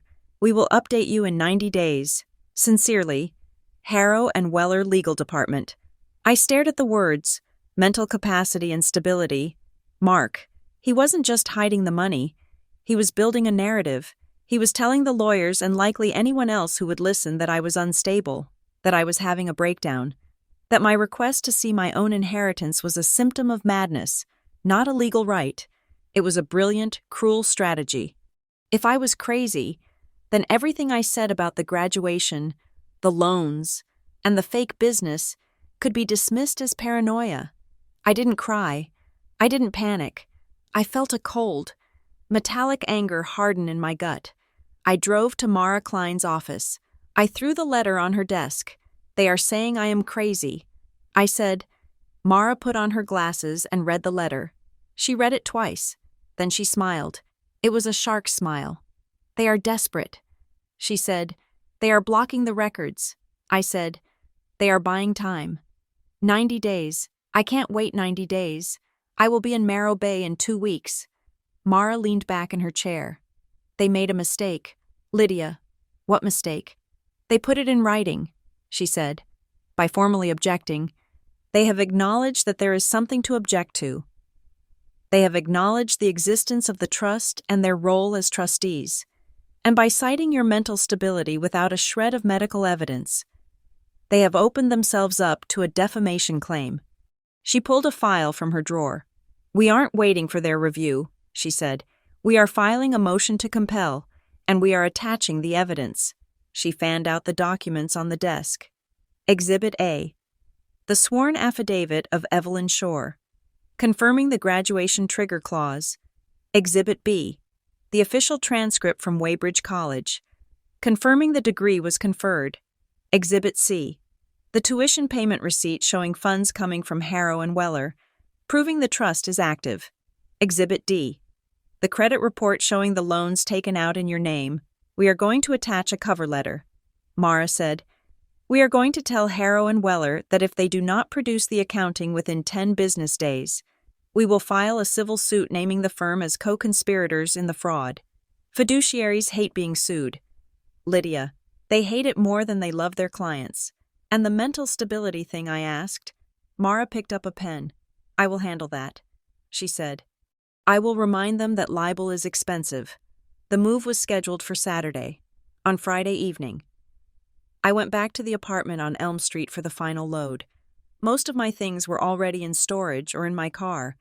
The apartment was an echo chamber of beige walls and carpet indentations where furniture used to be. I was there to grab the last few boxes of kitchen stuff and the cleaning supplies. It was raining again. The weather in Briar Glen always seemed to know when I was leaving. I was taping up a box of mugs when I heard the key turn in the lock. My heart hammered against my ribs. I had assumed they wouldn't use the key while I was still technically a tenant. I stood up, grabbing the heavy tape dispenser like a weapon.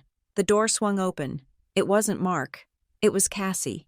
She stopped in the doorway, dripping wet. She wasn't wearing her usual polished armor, no blowout, no designer coat. She was wearing sweatpants and an oversized hoodie that looked like it belonged to Ryan.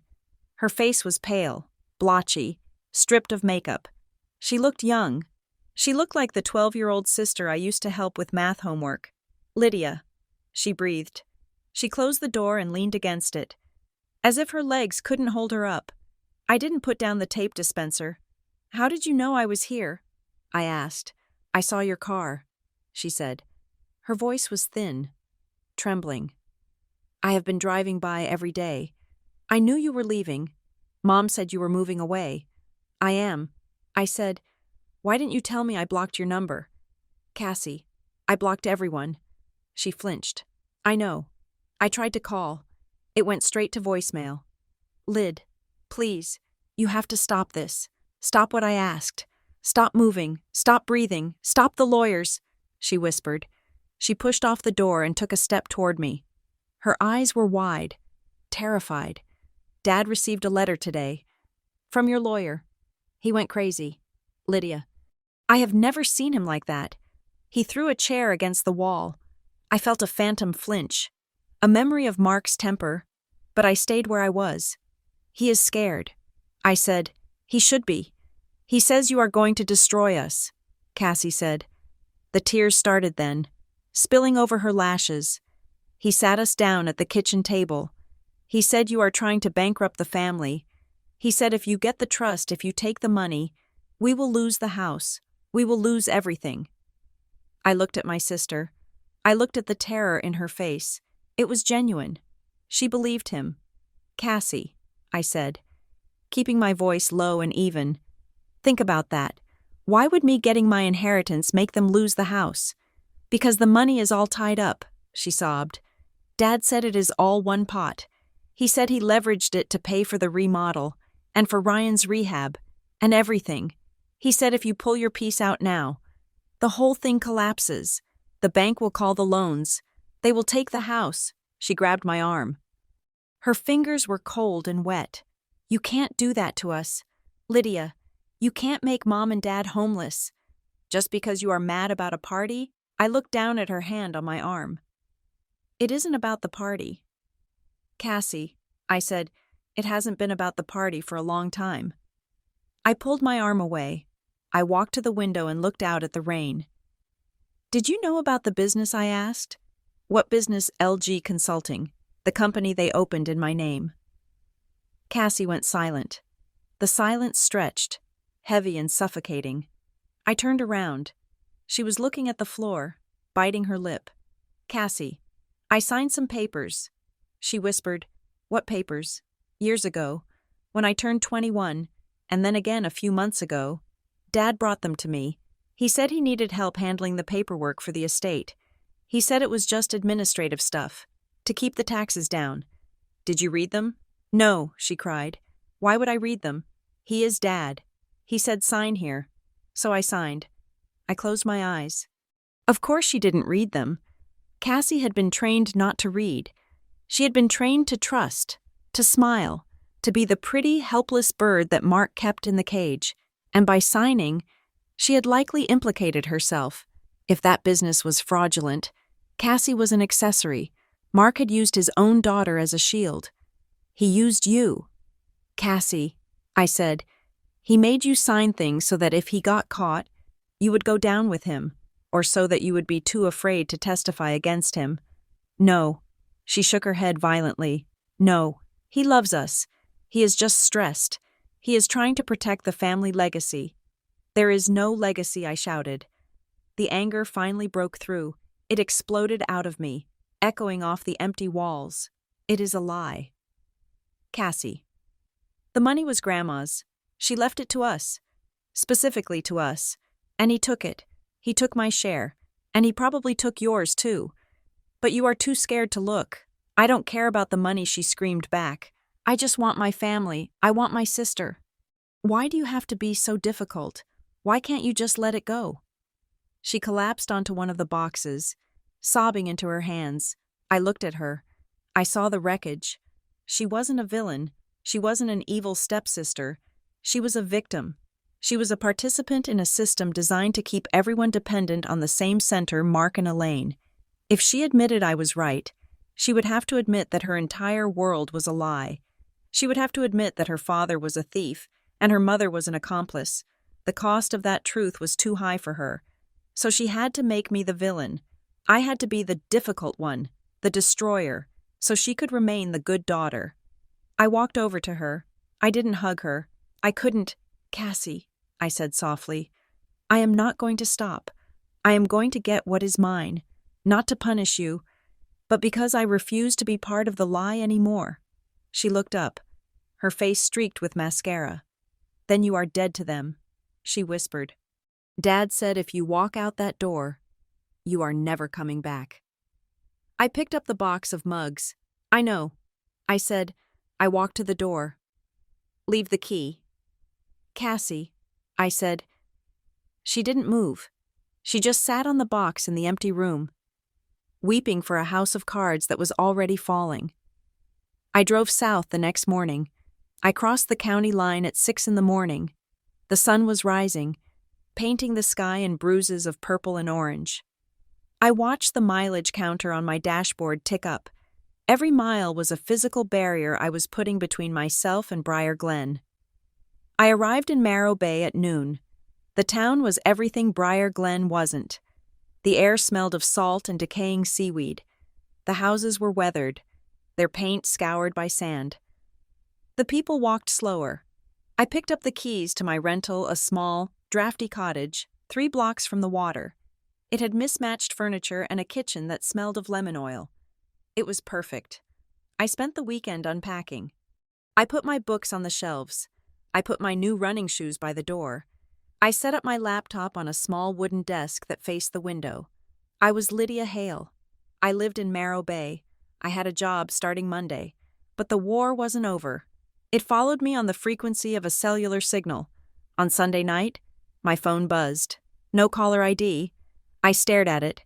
It could be a telemarketer. It could be the movers. I answered. "Hello, Lydia." It was Ryan. His voice was hushed, muffled, like he was cupping his hand over the phone. "Ryan," I said, "I blocked your number. I am calling from a burner." He said, "Listen, I don't have much time. Dad is in the other room. Why are you calling? He is going nuclear.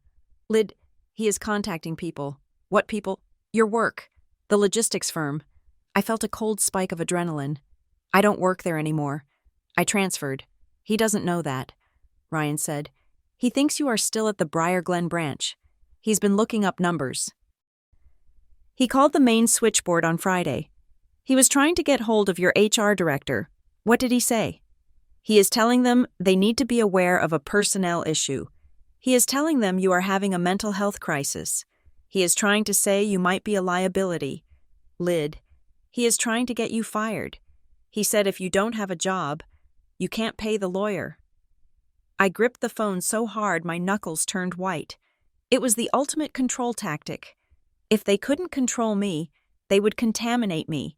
They would burn down my livelihood to force me back into dependency. "Why are you telling me this?" "Ryan," I asked. There was a silence on the line. I heard a door creak in the background. "Because it is messed up," he whispered. "I know I'm a coward. Lydia, I know I suck, but this is too far. He is trying to ruin your life." He lowered his voice even further. "Run, Lydia, just run." The line clicked dead. I sat in the dark living room of my new house. The ocean roared in the distance, a rhythmic, indifferent sound. He was trying to get me fired. He was attacking my professional reputation. I could panic. I could cry. I could call Mara and scream. But panic was what Lydia Griffin would do. Lydia Griffin would be terrified of her father's reach. Lydia Hale chose professionalism. I opened my laptop. I logged into my work email. I composed a new message. To Human Resources Director. Corporate Security. Subject Security Alert / name change documentation / preemptive notification. Dear HR Team, as part of my recent transfer and legal name change to Lydia Hale court order attached, I am writing to inform you of a potential harassment issue involving estranged family members.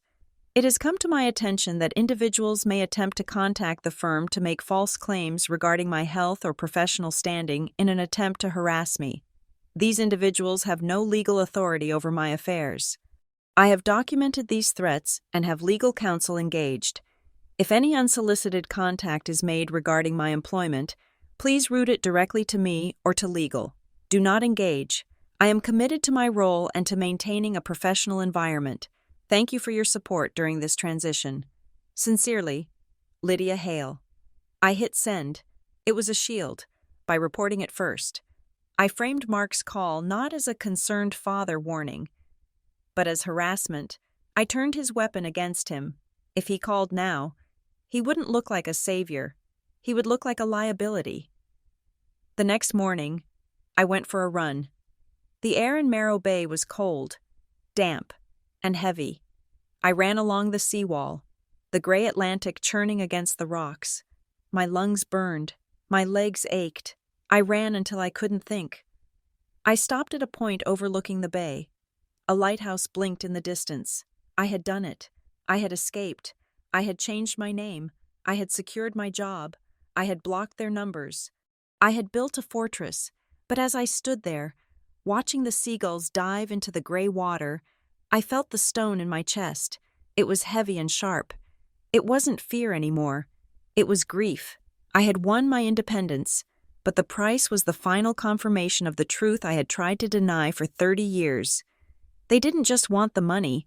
They wanted me to be nothing. They preferred a daughter who was broke, dependent, and erased, over a daughter who was successful and free. They would rather destroy my career than see me outshine them. I realized then that I didn't just lose a graduation. I didn't just lose a family. I lost the hope that they ever loved me. They didn't love me. They loved the utility of me. And when the utility stopped, the war began. I wiped the sweat and the tears from my face. I turned away from the ocean and started the run back to my empty house. I was alone, but I was Lydia Hale, and I was still standing. The legal battle was just starting. Mara was preparing the harpoon. Mark was preparing the mud, but here, in the salt air, I had something they didn't have. I had the truth. And for the first time in my life, I was going to use it as a weapon. The ocean air in Marrow Bay had a way of stripping things down. Salt-corroded iron, wind-scoured paint. After 3 weeks, I felt like I was being sanded down to the grain, losing the layers of defensive hesitation I had worn for 32 years. I ran every morning. I worked my shift at the logistics office. I came home to a silent house, but silence is not the same as resolution.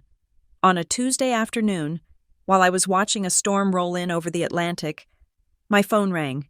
It was Mara Klein. "We have it," she said. Her voice was clipped, devoid of the usual lawyerly caution. "Have what I asked."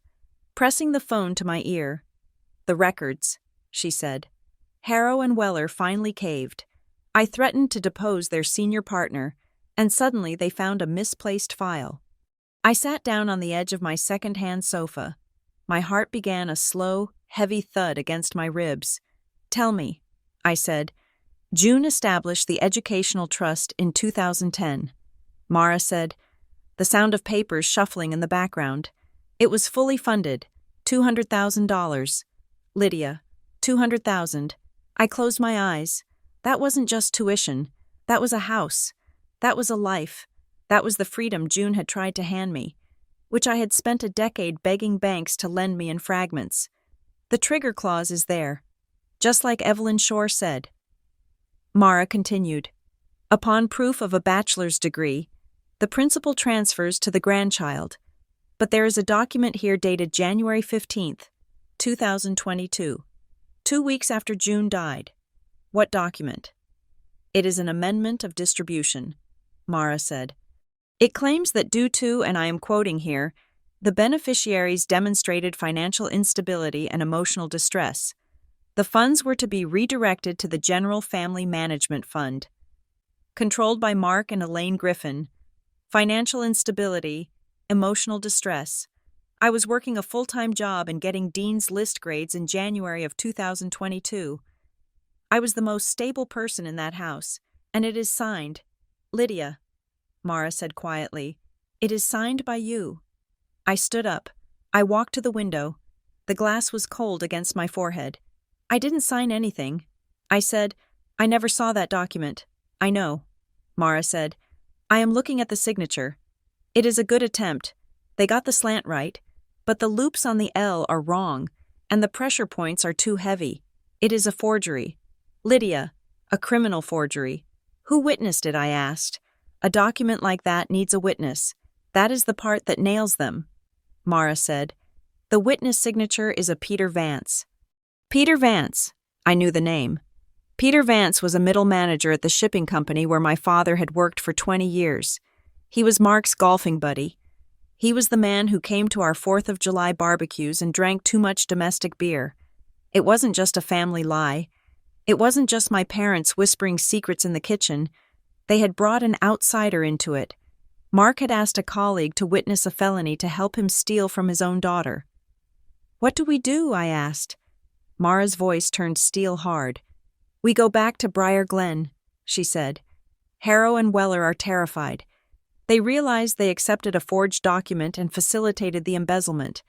They want a meeting to clarify inconsistencies before we file the lawsuit. They have summoned your parents.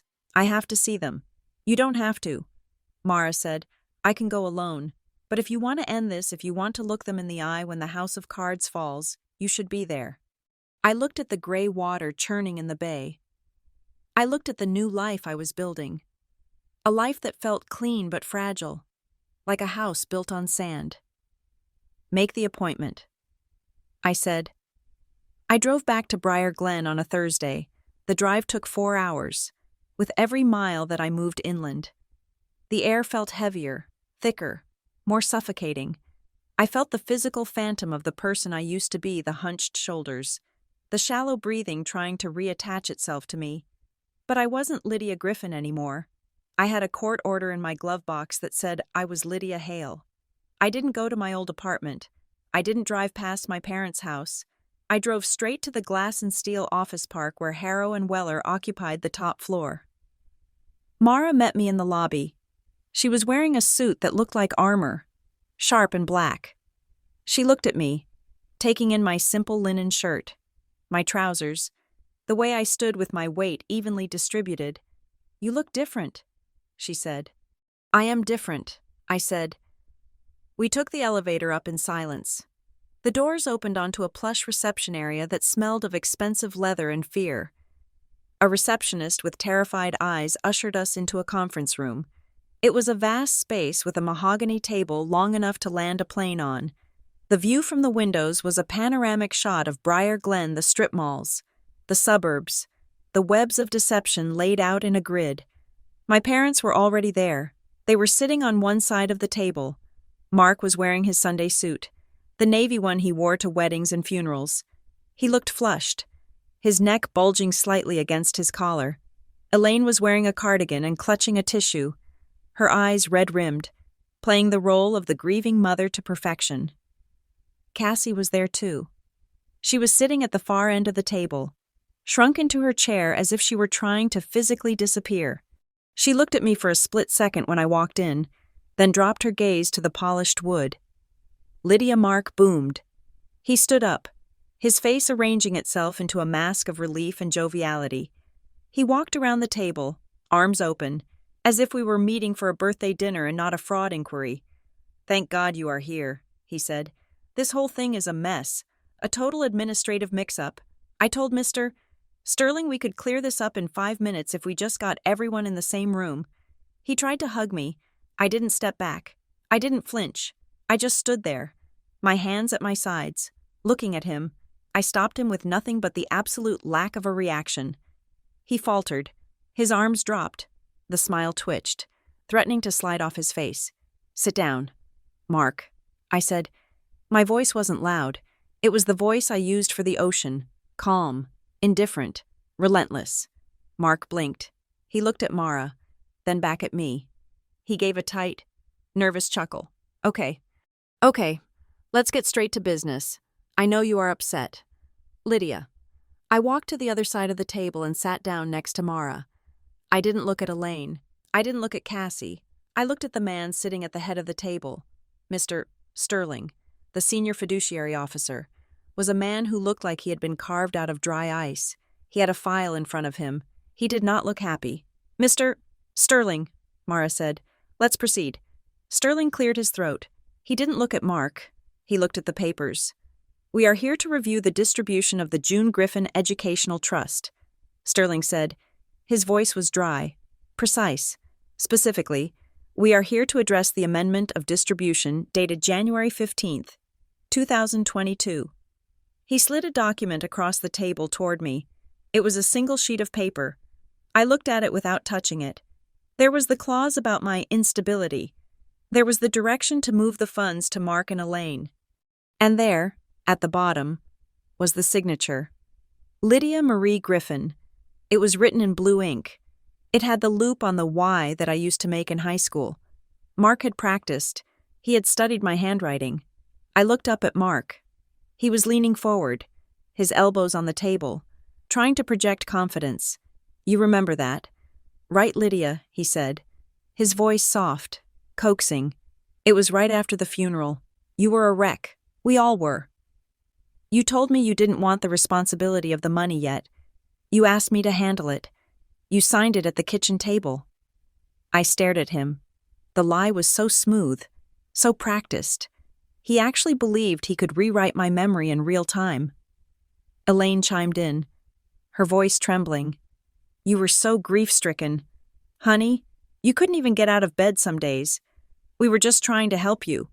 We didn't want you to worry about taxes and investment strategies." Mr. Sterling looked at me. "Miss Griffin, is this your signature? I finally touched the paper. I tapped the date, January 15th, 2022. I said, I looked at Mark. On January 15th, I was working a double shift at the firm. I punched in at 8 in the morning and out at 9 at night. I have the time cards. I turned to Mara. She pulled a sheet of paper from her briefcase and slid it to Sterling. I also wasn't in Briar Glen that evening. I continued. I drove to the city to study with a classmate because my internet was down.